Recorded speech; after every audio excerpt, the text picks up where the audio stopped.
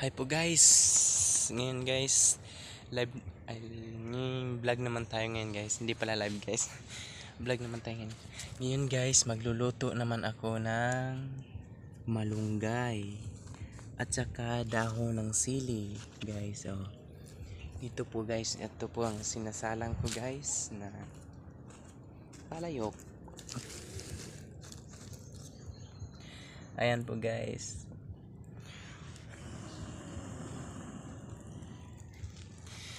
Dito po natin lulutuin ang gulay na nakukuha natin guys. Yan guys, ito guys, isang palayok.